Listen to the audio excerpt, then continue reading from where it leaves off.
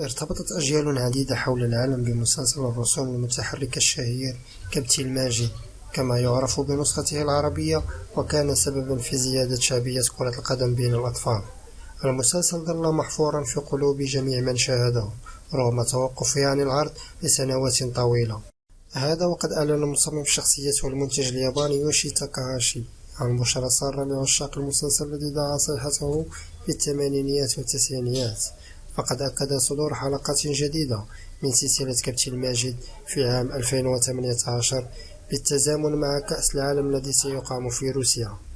كما سيعود جميع أبطال المسلسل القدامى من زملاء ماجد بالفريق وخصومه، وسيتم تقسيم الحلقات على مواسم متفرقة في غضون عامين.